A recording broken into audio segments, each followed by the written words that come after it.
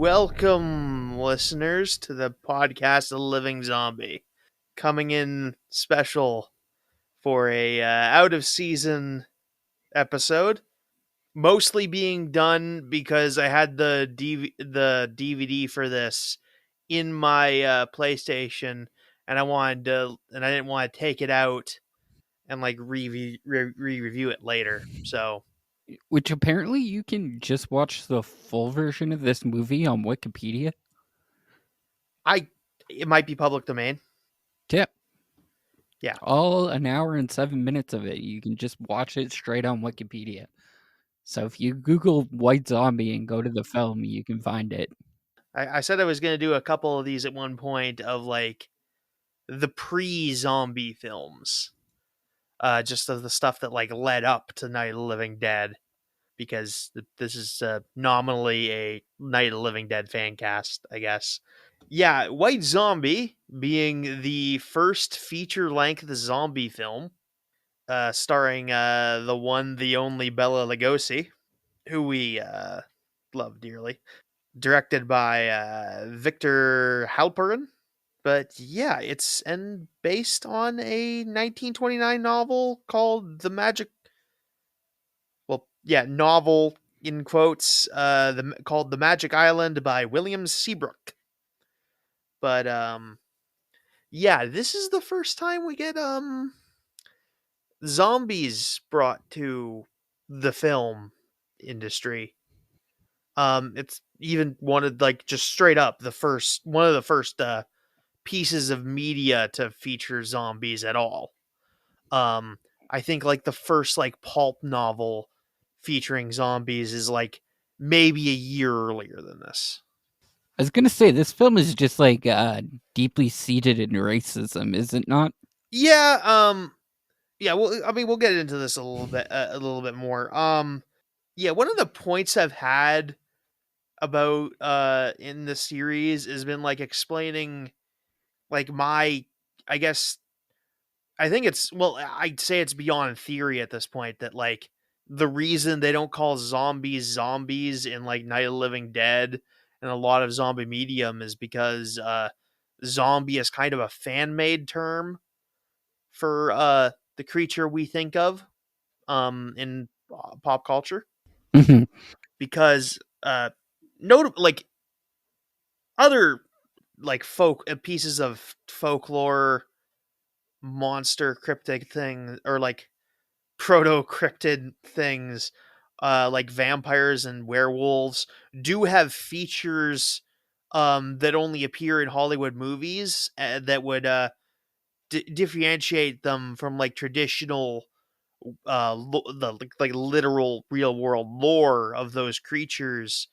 But like the the original zombie, like the voodoo concept of the zombie is like entirely divorced from like anything you see depicted in pop culture, with like a handful of exceptions, most of them existing in like the 1940, like pre 1950, uh and certainly most of them existing before Night of the Living Dead. The zombies we will see in this movie are a lot more similar to the idea presented in Voodoo Voodoo like stories and like practice, in that like the original idea is that a zombie is not like this flesh-eating creature, and is more like I mean, depending on who you ask, like this undead slave, or a spirit that is like missing part of its soul. But yeah, no mention of anything from like that we see in Night of the Living Dead. And that's largely because, I mean, when we get into that, like they're more based on like the vampires from The Last Man on Earth, and like they just kind of shamble around like the zombies we had seen in the films like this and others that were contemporary to us that will come later. We haven't done that one yet, have we? Which one? 1964, The Last Man on Earth. No, that's another thing I'm going to be doing is like a backstory thing. It might be what I do next is this is like backstory stuff, but we'll see. 1971, the post-apocalyptic action film, The Omega Man. Yeah, that's I yeah, guess that that's would be like a Richard Matheson's like filmography and I guess bibliography at that point in time. Considering I think it's all based off of one book, but yeah, all based off the novel. I Am Legend is the novel, but yeah, and like I've explained before, like I think that's just like the reason like the fans will end up calling the creatures from Night of the Living Dead zombies is because of how they shamble around, not so much because of the things that like are original to the voodoo beliefs and that happens in that culture. And like even by the time the zombie movies that come after this, but before Night of the Living Dead, do continue like do often divorce from its original divorce it more from the original like creature or the piece of folklore in that like a lot I think it's not actually the first Nazi zombie movies are like sort of doing that like using it as like this kind of zombie where like they're just like brainwashed and like are shambling around. you said But Nazi zombies. yeah, yeah, that's another can of worms. But Okay. yeah, but like they'll end up divorcing it and like not necessarily having magic like voodoo magic do perform the task of turning someone into a zombie. It'll later like a lot of movies in this 20-30 year period are going to like do like science and like do like something very similar to it. So like the original zombie lore, yeah, I've said a bit of it about it. It's this idea that like as a a practitioner of like a voodoo, sometimes we'll say like this is the whole thing of voodoo. I've said it voodoo sometimes because that's also a way of pronouncing it. Voodoo seems to be like a very like an anglicized version of the pronunciation. In the in Haiti, where it initially comes from, it seems like a lot of people pronounce it voodoo, which is also just like an easy way to mispronounce it from where it is. But it's the premise that like you'll hear is that the the practitioner like the mad sorcerer bakur is sometimes what they're calling them.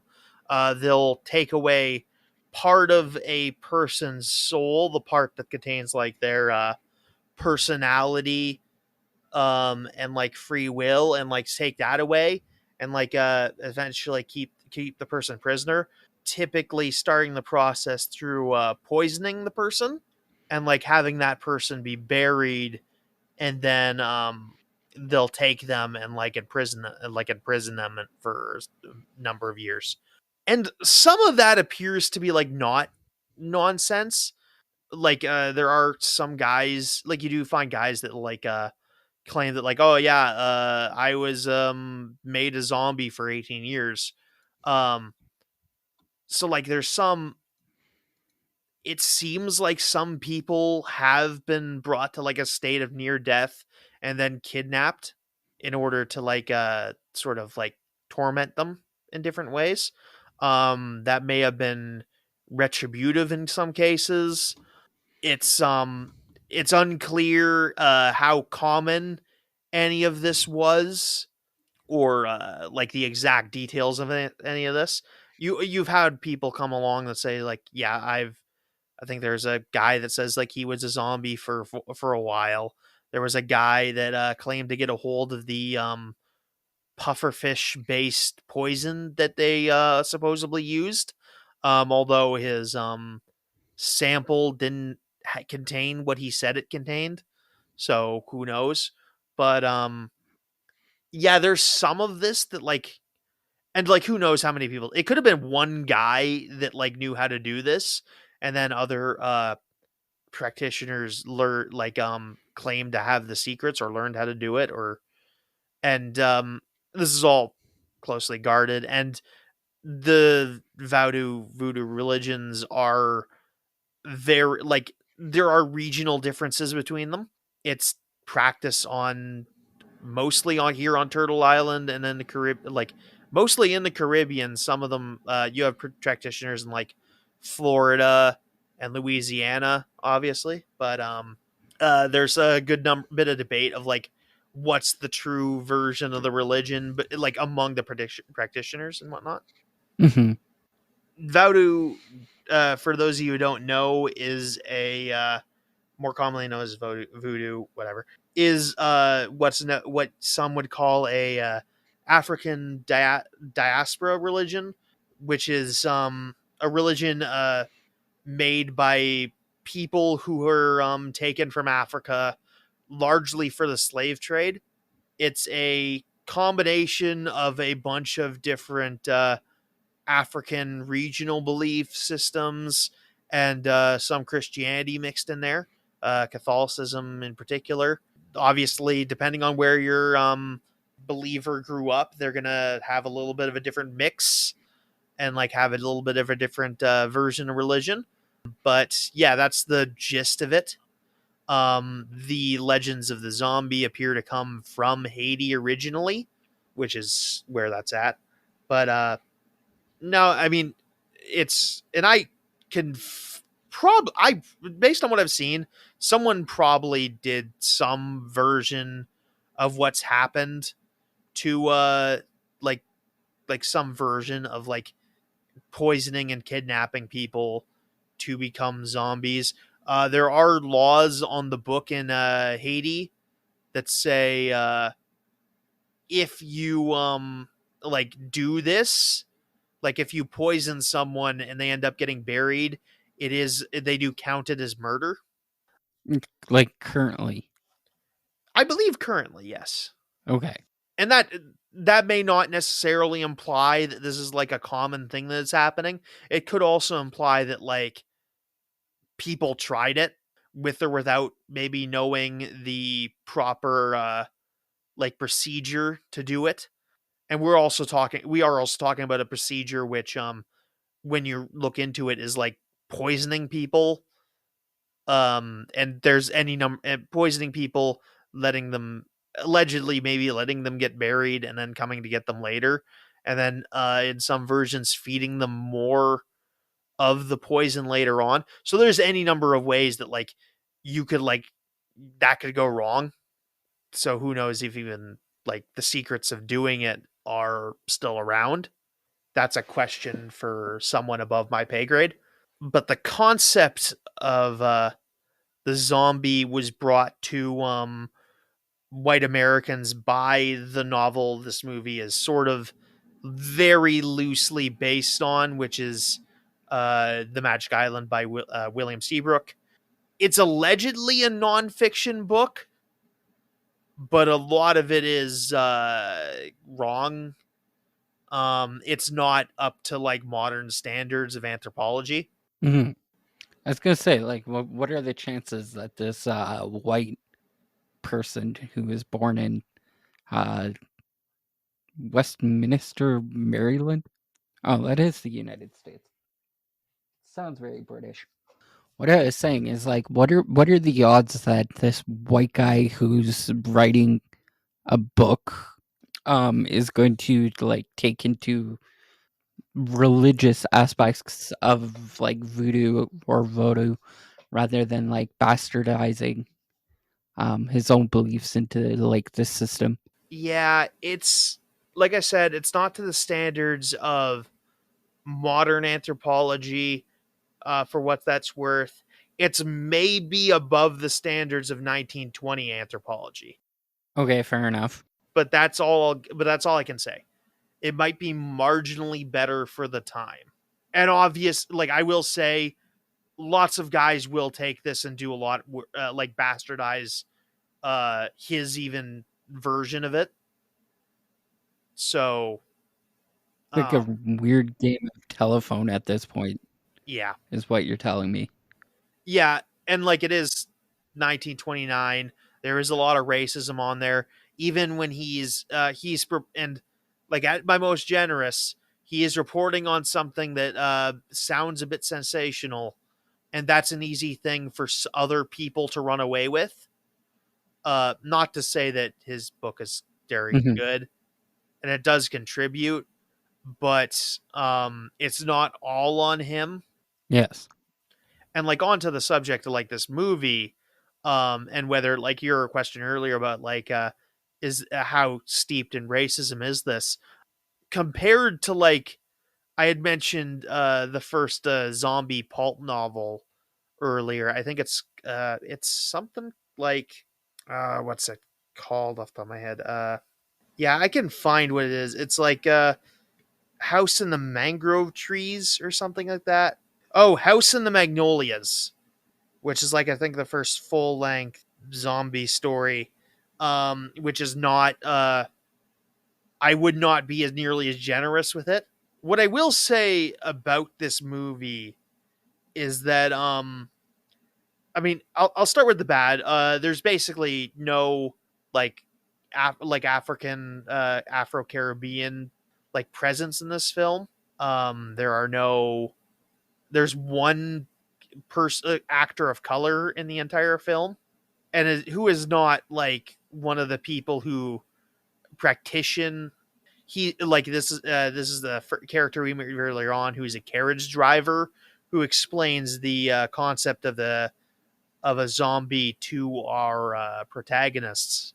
Other than that, in other material, Bella Lukosi's character in this is described as being Creole, which is a sort of mixed race person of color in the French like parts of the Caribbean and like North America. It's yeah, there's sort of a mixed race person. So like some people have implied like some of the later material on Bela Lugosi's character will imply that that character is Creole. But yeah, the actors in this are almost exclusively white. If this movie is taking place contemporaneously, this is taking place in 19 like the movie's 1932. So this is after the Marines have invaded Haiti to rip apart their constitution and steal all their money. Yeah, yeah. If you ever wonder why Haiti's so poor now, it's because basically at every a turn, either the French or the Americans have like come in and just stolen all their shit, like stolen and extorted all their shit. Sorry. Yeah, no, the American Marines like go into Haiti and like force the Haitian people to rewrite their constitution so that foreign ownership of land can be guaranteed, so that American fruit corporations can extract wealth from the half of that half of Hispaniola. Because and like before that, like the French extort a bunch of money from Haiti by saying, "Oh, if you don't give us all this money, we'll invade you," because Haiti is a product of a slave rebellion, and from which had broken off from French colonial rule. So the French argued at the time that because uh, the Haitians had freed themselves, they had cost French businessmen money, so they now owed them for lost income. So yeah, yeah, this is why Haiti's not doing too well because at every little turn they have their wealth has been like extracted by white men.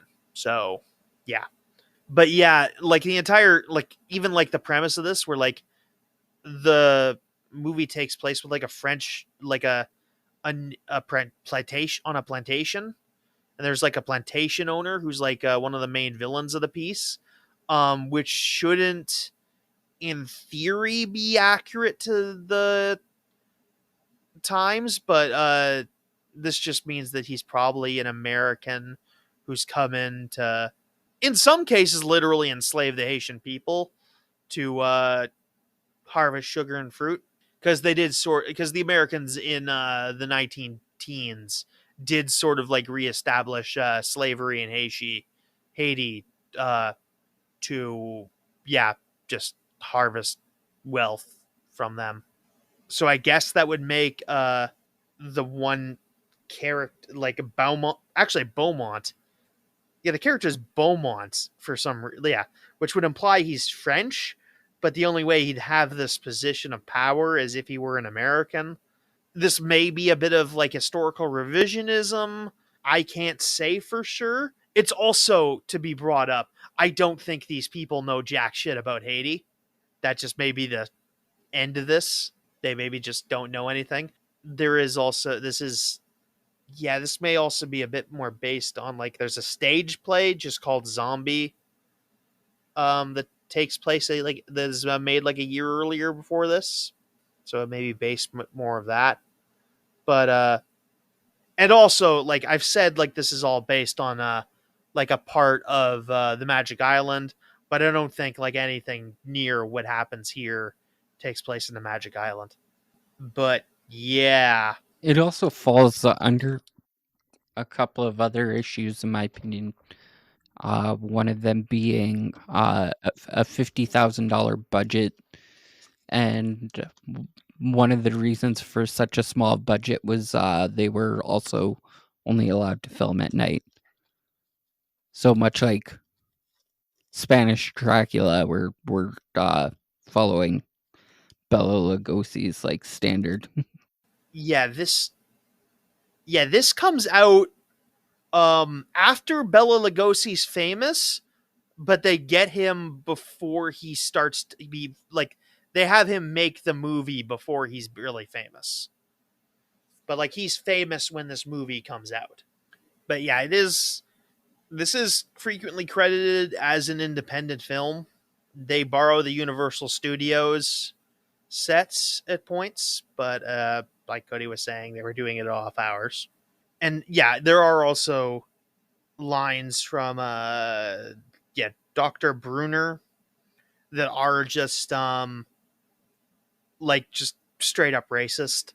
I will, to make the defense of this movie, which I'm not going to do too hard because it's not really my place as much, but like it is stated in the film that Bela Lugosi's character steals the power to make zombies from a character called Ledo, who is I don't believe to be a person of color. Unless he is. I'm just, no. I certainly don't think he is. No, he actually is actually fairly late in life. No, I doubt. No, no, he's, thought maybe there was a possible, but no one.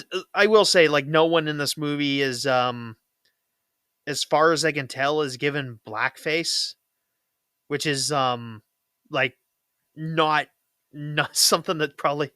I will say that no one in the film is in blackface.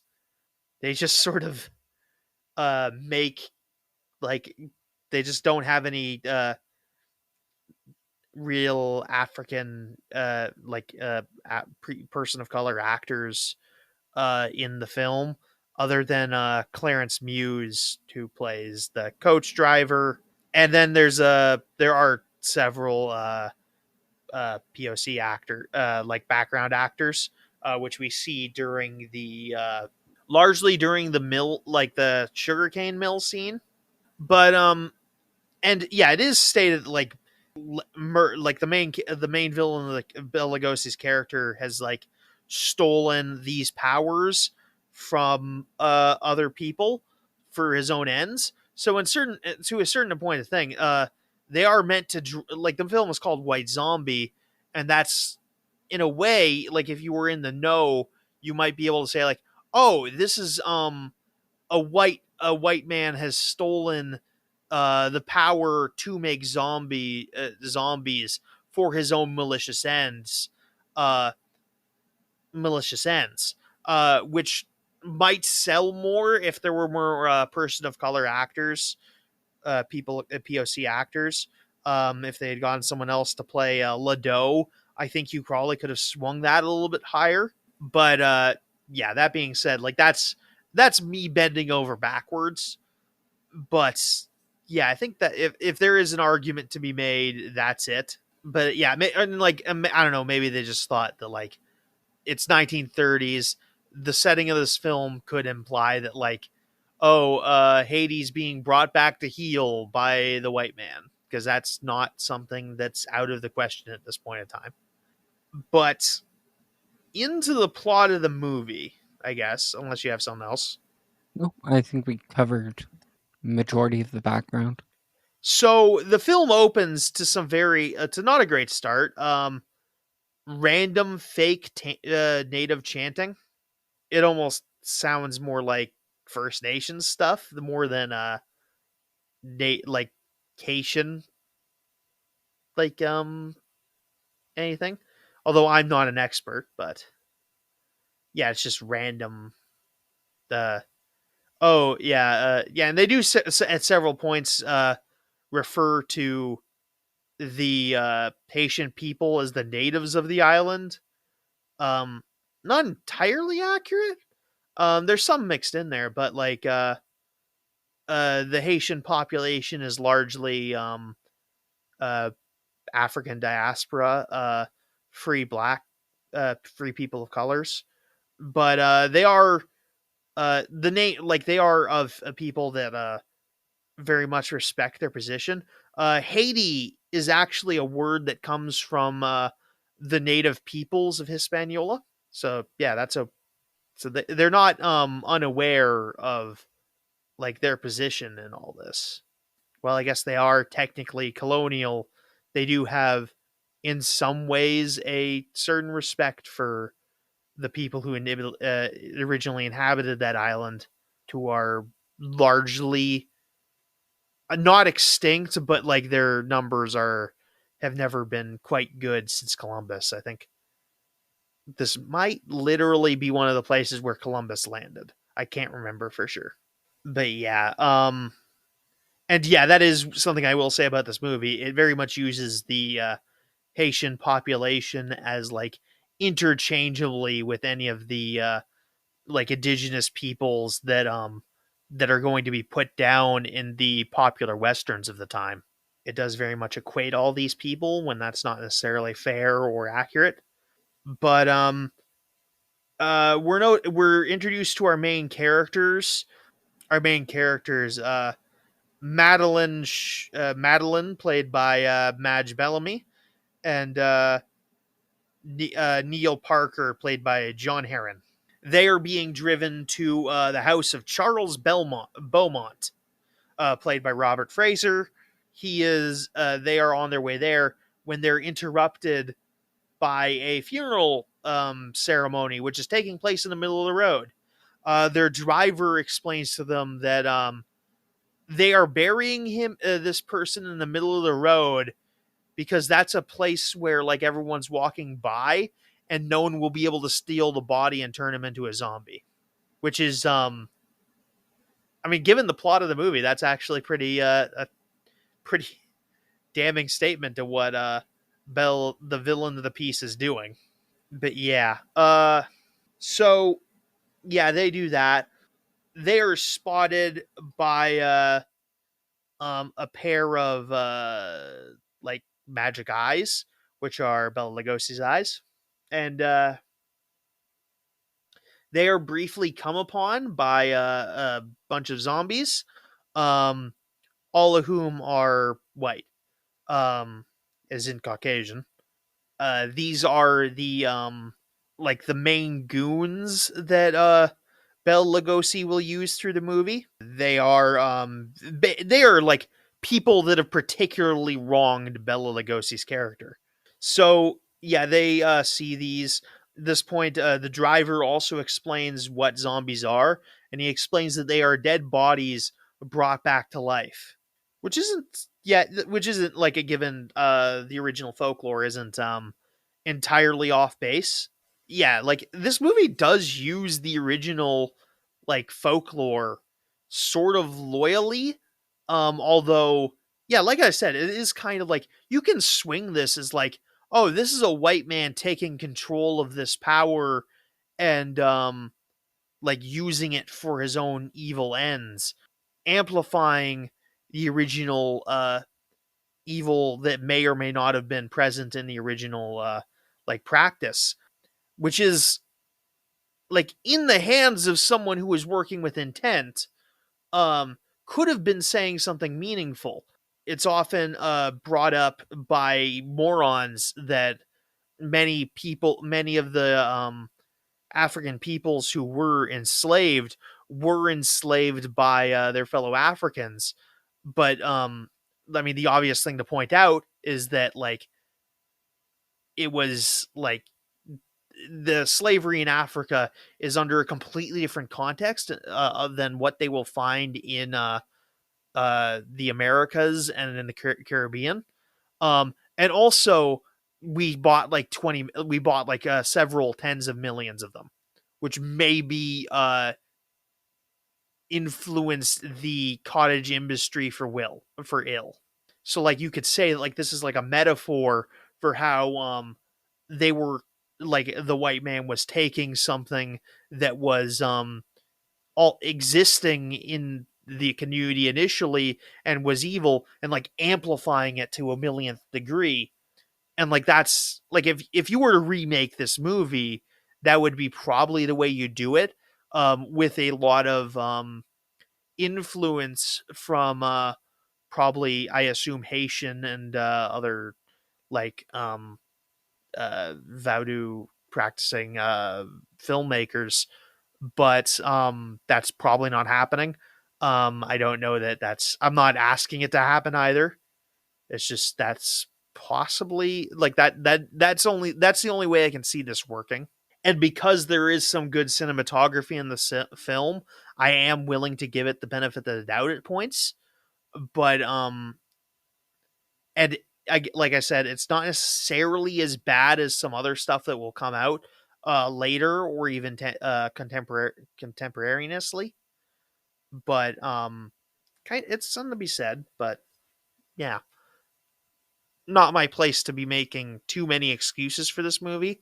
Um, do not like bring up my opinion as like something to override like a POC critic's belief on like ideas about this film. Yeah, so these are for some of our first on-screen zombies we've ever seen, and they do something to make them like super haunting.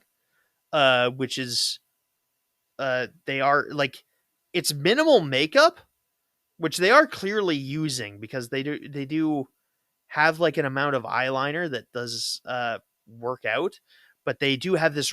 All the zombies have this really haunting expression, and like despite the fact they don't look too much different from regular person, they you can definitely tell something's wrong with them, and it is sort of an effective piece of poor visually. Visually, what's the word I'm looking for? Iconography.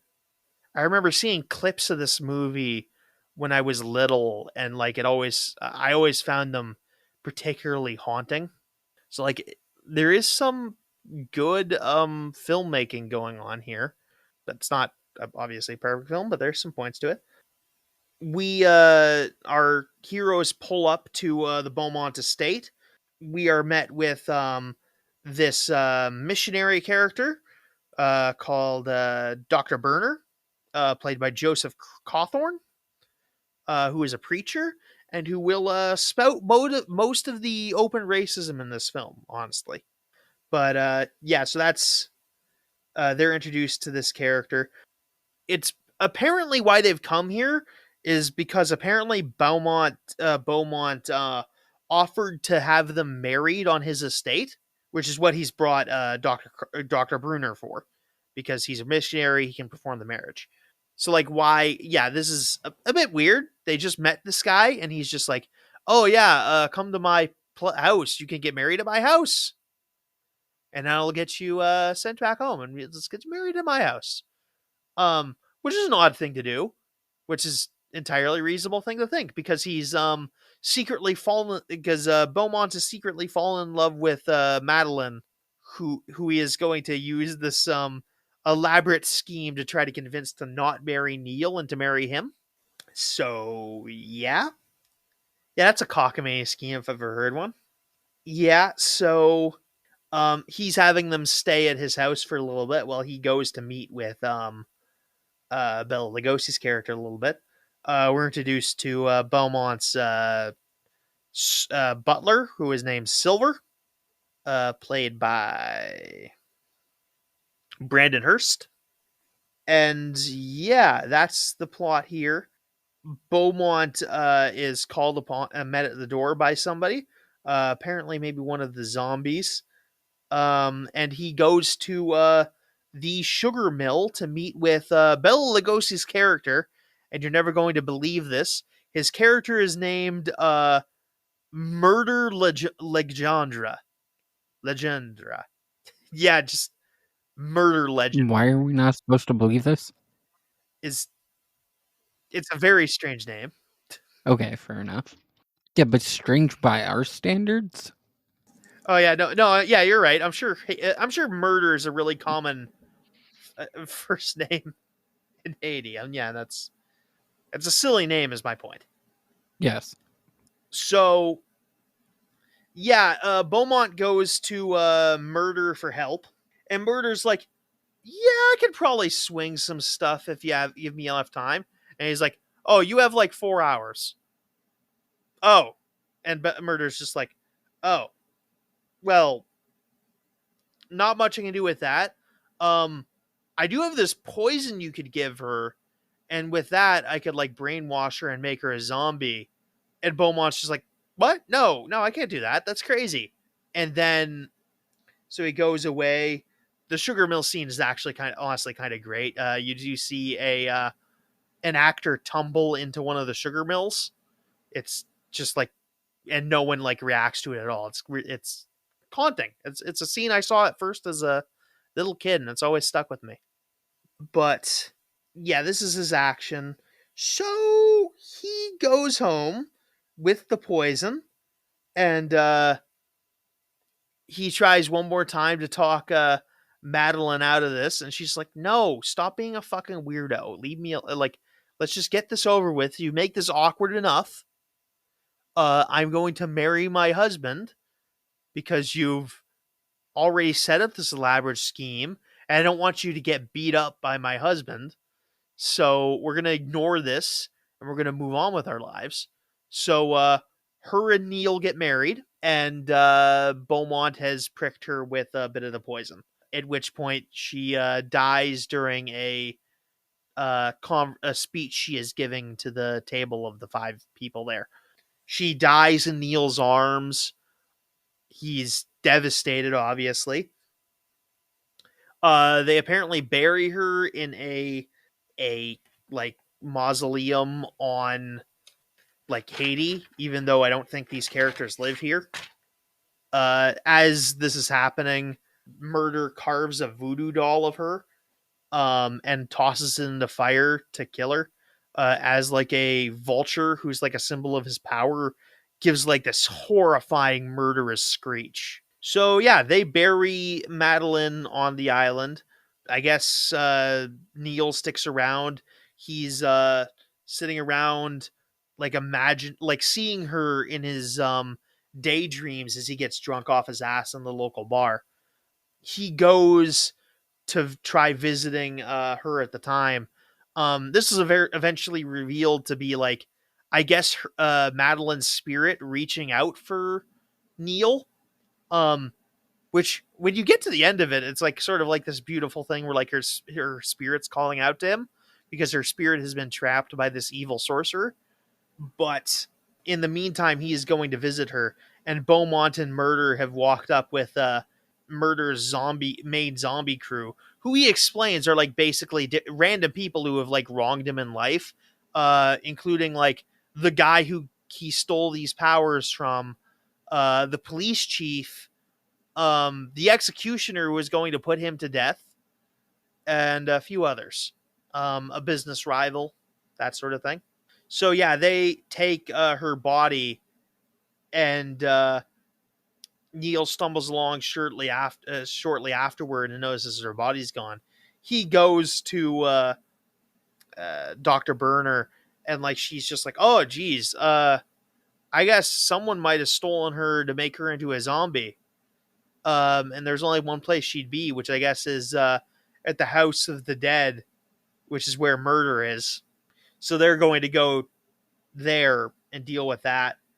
While Neil is like very hungover, I guess. He's sickly throughout the rest of the movie. It's he doesn't do much, but he does get his moments. So Beaumont like has his zombie bride, and he's immediately like, "Oh god, this was stupid. Why do I want a woman who can't talk to me or like smile at me or react to me like show me any sort of affection?" Which yeah, obviously this was a really stupid thing to do, Beaumont. So he's talking to Murder, and he's like, "Oh, Murder, you need to bring her back. I know you would never steer me wrong, Murder." And Murder steers him wrong and poisons him with zombie poison, so he can also have Beaumont's estate along with whatever. Yeah, what indication to this guy that like Cawthorn's like character at this point in time, and like is Bela Lugosi's character good at all? Yeah, no, no, yeah, you just went to the shadiest motherfucker alive. Like this guy literally owns the equivalent of like slaves at this point in time, and Oh yeah, you're like, yeah, this sounds like a trustworthy oh person. absolutely. I mean, I'll grant that I think Beaumont is also a massive piece of shit, probably, but Fair enough. like I think in his daily life, Yeah, I guess we don't really get a whole bunch of yeah, backstory to this character either. So yeah, he's any of them. he's described as a plantation owner, which implies that he's a monster. Like, name me one who's not. Oh, Oh wait, yeah, he's begun the process of turning Beaumont into a zombie. This time conscious, which is of great curiosity. Normally, Murder admits that he normally murders the person first before he turns them into a zombie.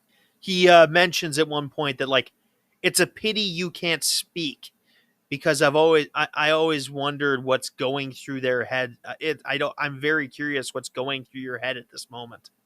So Dr. Burner and Neil meet with a contact near the lake's edge, near the edge of the estates. They meet with a character called Pierre, which Pierre played by Dan Crimmins.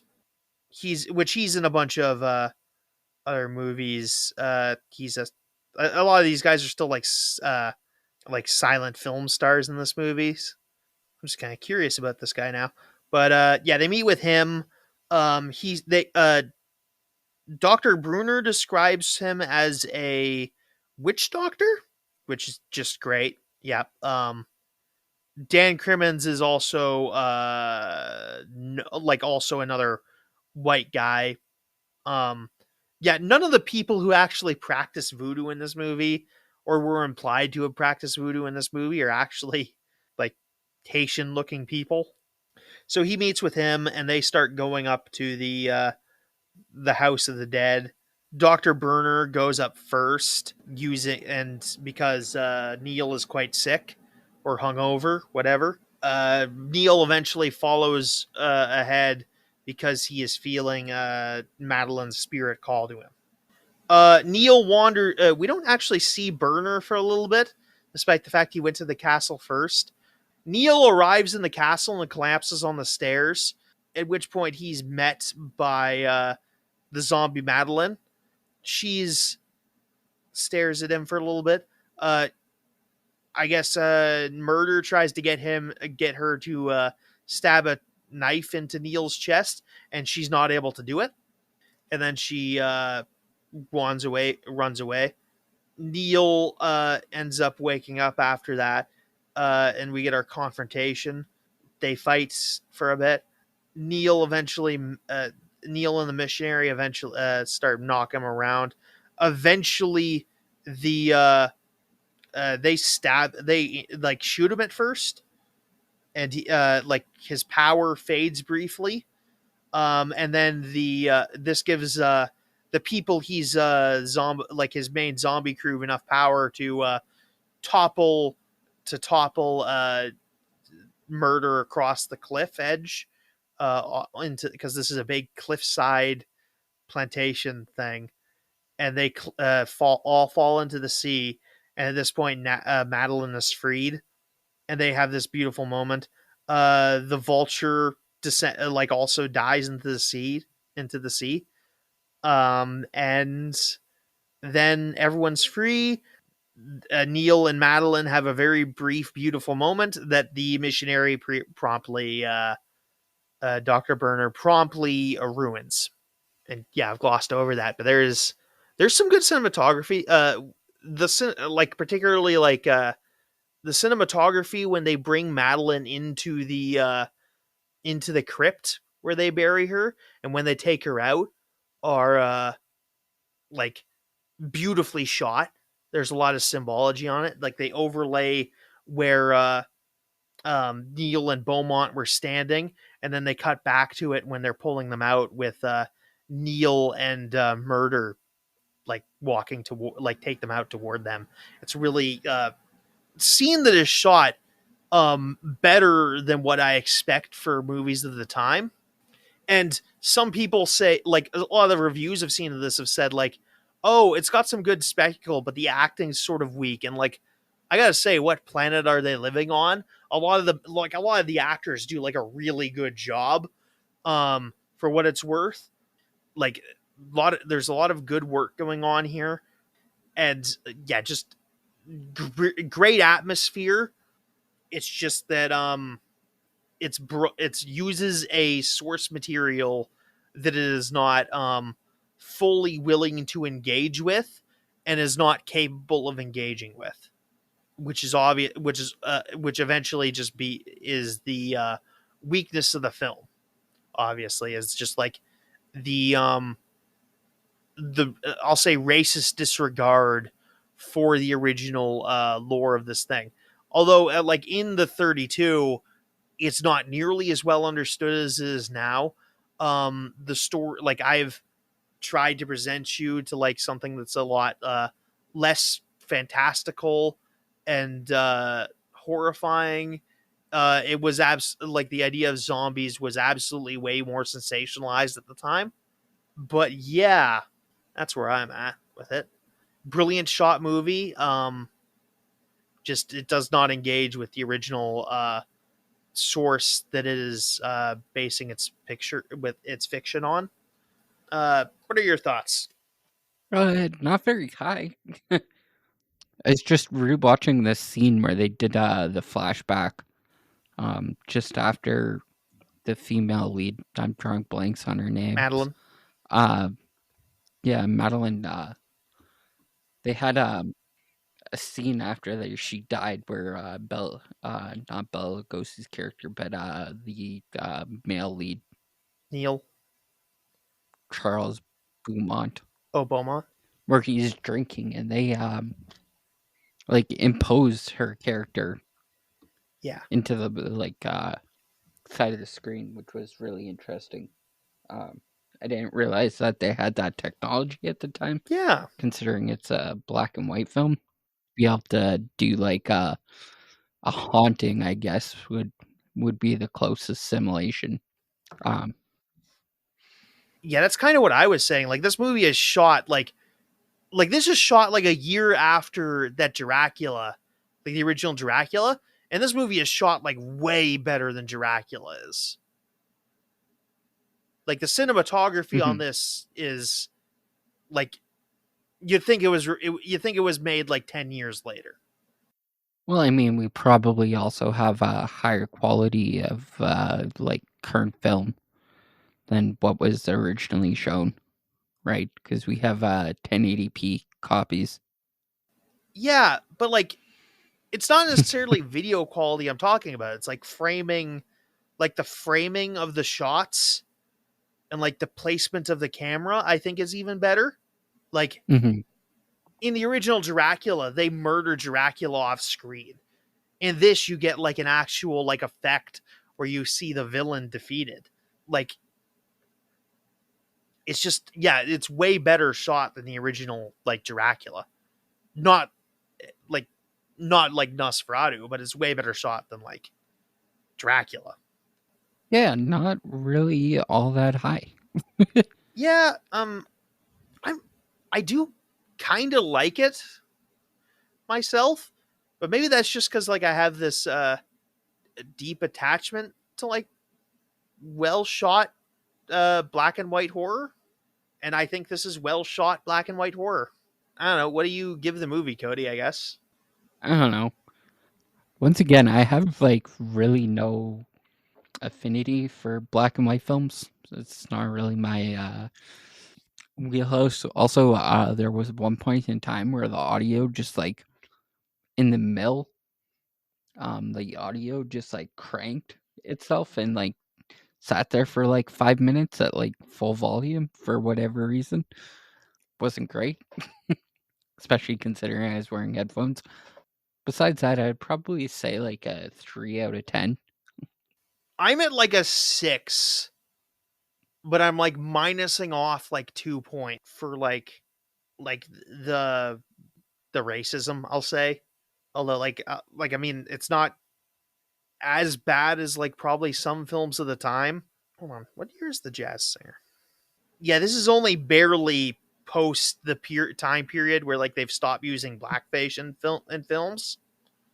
Like the Jazz Singer is like 4 years before this. But yeah, so like there is that. But it's yeah, it's maybe not as bad for the time, but it's not great. As for like its place in like the zombie canon, I think it is. I'm glad I watched it. It's got like it certainly lays together some like some state status. Like it shows like like the shambling. A lot of the visual language is sort of developed here. Like it begins like I'll say it begins the uh it's a proud it begins the proud tradition of zombie makeup. I'll say that as subtle as it is. I think like the subtle zombie makeup is very effective. I think it's the characters like when the zombie characters are suitably haunting. I like how when they make Madeline a zombie, like she looks almost doll like, and you compare that to how she looks outside of that, and it's genuine, and you genuinely like get the impression that like something's missing. It's definitely like an inclusion. That being said, like it's very different than like what you're expecting, and if you note that like this is where zombie films start, you'll understand a bit more what I'm talking about I when I sometimes very pretentiously state that like Hollywood zombies aren't real zombies, because Hollywood zombies aren't real zombies. If I want to like I'm going to be pretentious for like 5 seconds here. The Hollywood idea of a zombie is not like should probably just be called something else. Should probably just be called a ghoul or something. It's part of its own tradition.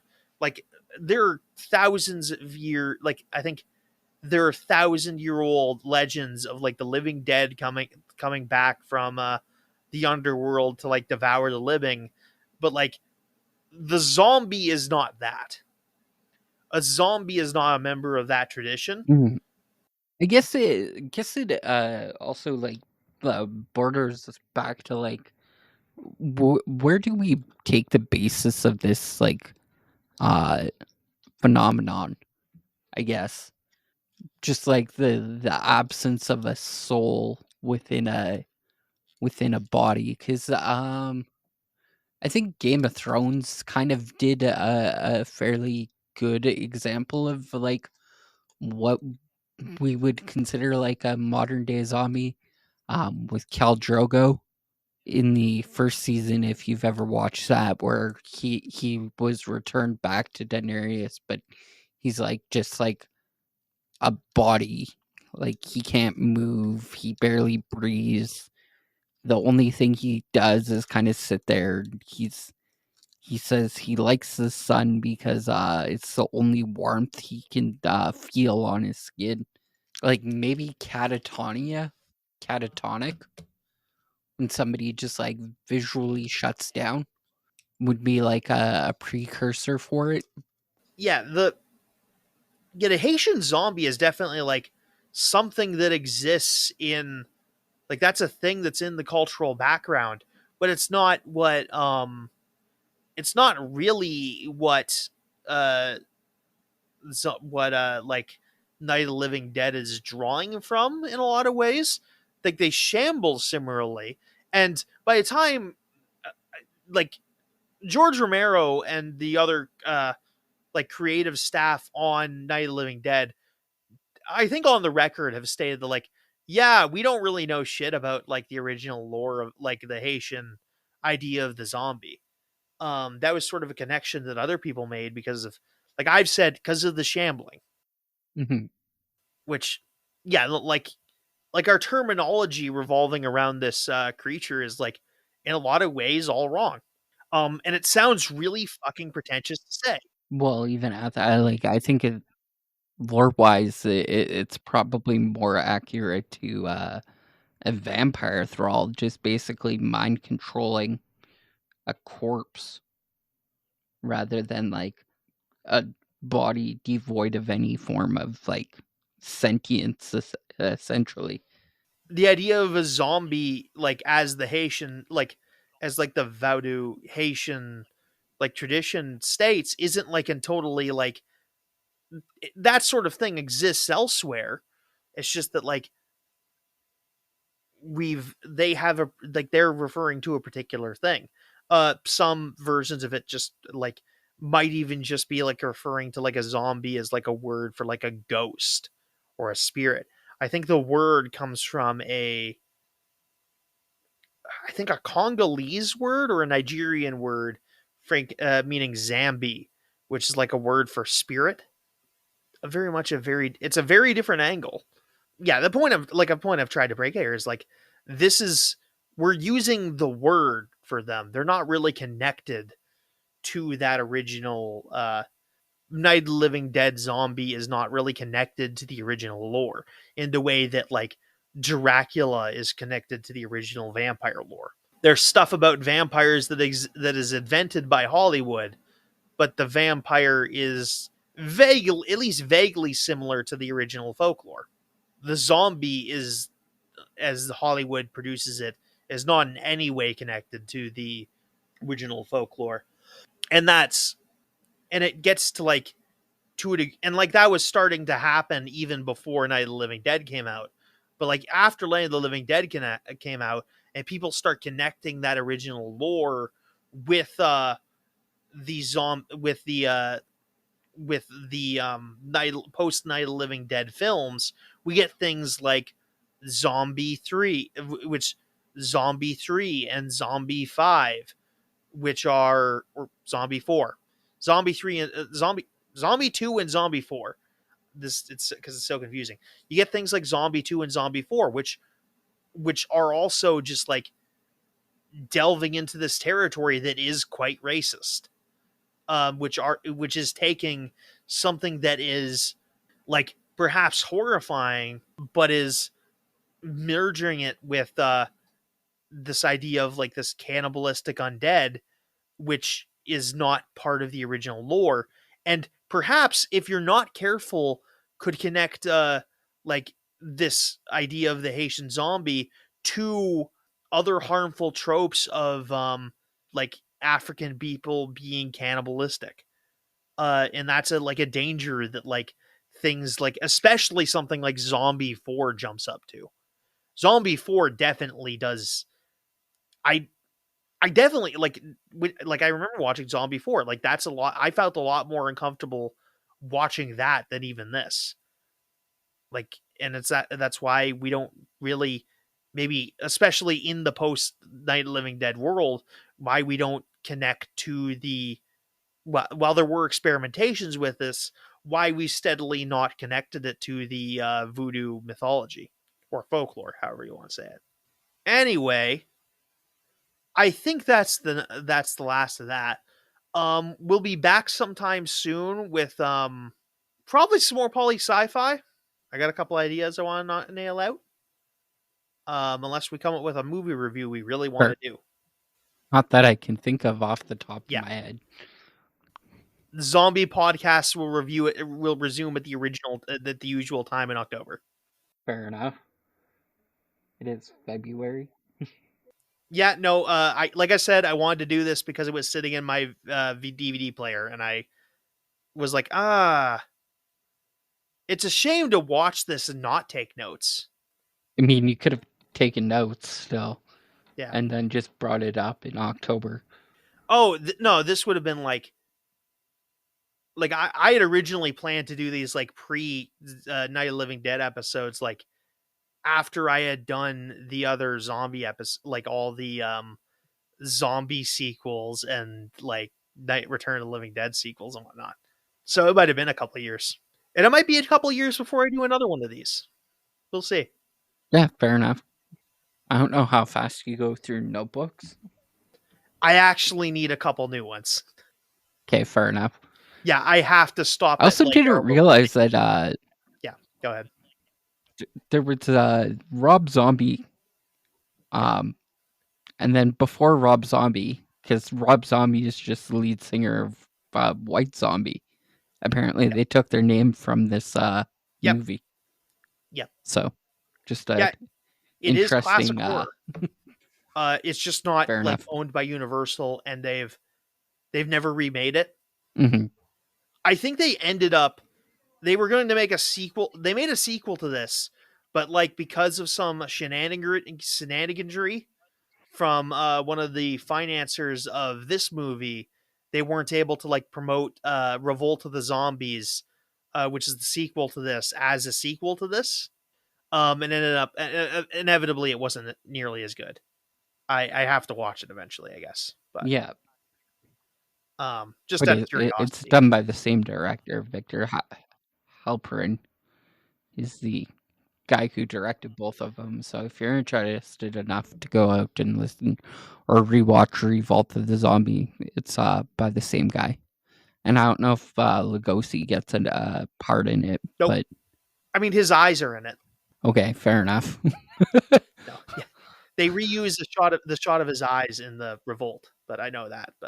But yeah, they never really this really never really got off. Zombies never really got off the ground as like a classic horror monster because I guess some of the financiers of this film argued that they had the legal right to they had the legal monopoly on using the term zombie as a in film titles. I guess that didn't hold up because that soon stops. Like I'm certain they make a like I'm certain they make other zombie movies by the end of the decade here. So, and it's also an independent film, so it doesn't have like Universal. It's not. They film some stuff at Universal, but it's not a Universal monster movie, which is the other reason why it hasn't gotten like 3 remakes or whatever, like a lot of classic horror. Despite like I like a statement, I'll hold this to it. Like this is better than a lot of classic horror. If you want to watch like a classic 1930s horror movie, I'd kind of recommend this because it is actually probably better than a lot of those other movies. But anyway, remember to like, comment, subscribe. We'll see you guys later. Goodbye.